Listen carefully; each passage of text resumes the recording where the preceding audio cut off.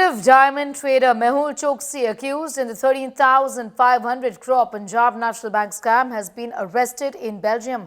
According to sources, the 65-year-old was taken into custody on the 12th of April from a hospital where he was reportedly undergoing treatment.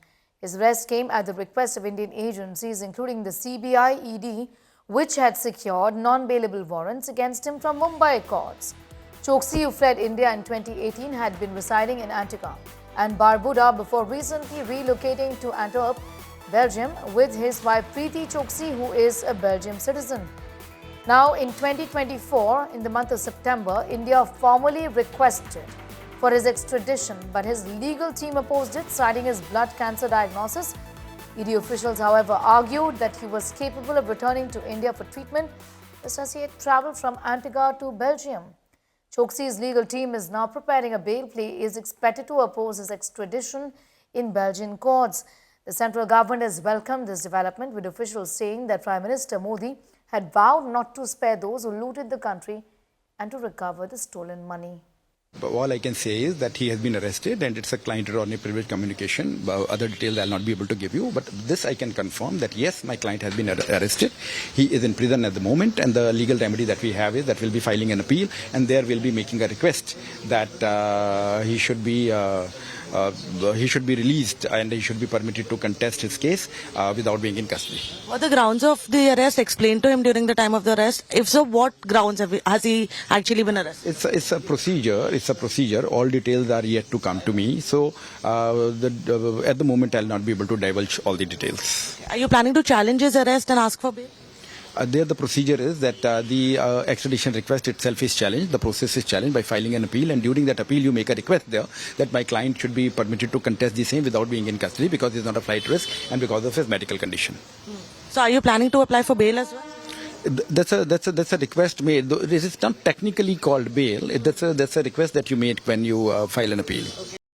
India Today's Rahul Kanwal spoke to Mehul Choksi's wife Priti in the month of July in 2021. Listen into that conversation.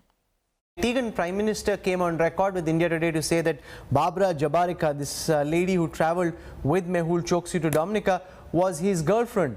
What are you making of the Antiguan Prime Minister's claims that your husband Mehul Choksi actually willingly accompanied Barbara? As the entire family, we are deeply anguished by the comments of the Antiguan Prime Minister. First of all, there is a police investigation on, and I believe he should have waited for the facts to come out before making these kind of comments. If that lady went supposedly to Dominica, where is she? Where is the Dominican police report on her? When they found my husband in Dominica, he was put into from this boat into a boat of another police vessel, and he told them who he was, that he is an Antiguan, and that he has been kidnapped. Where is the kidnapping report of my husband, which is a crime? It is an international crime, kidnapping. So my question is, where is this boat today? Where is the crew? And where is Barbara? The Indian government at this time is very hopeful that they'll be able to get Mehul Choksi back. In some senses, your husband, ma'am, has become a showcase for the government's efforts to go after economic offenders. Are you a worried woman at this time that your husband's fate quite literally hangs by a thread depending on what happens in this court in Dominica? I would say that if this is how you showcase, or anyone wishes to showcase an economic offender by torturing them, threatening to kill them, giving them electrical shocks, it is incredible that any business person feels safe in India. My husband was a businessman. He never had an NPA until this whole saga of PNB started, alleged saga. There was never an NPA in the company. And yet, everything is like he is the biggest terrorist or murderer on earth. I would request Interpol and all the world bodies, human rights bodies, and everyone to understand that this is a kidnapping that went wrong, and it should not be allowed to become a hostage situation.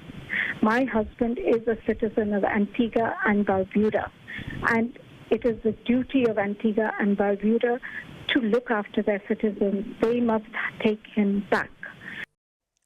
All right, I'm going straight across to Munish for more details on that story. Munish, in fact, India making all the right noises here as far as the extradition of Choksi is concerned.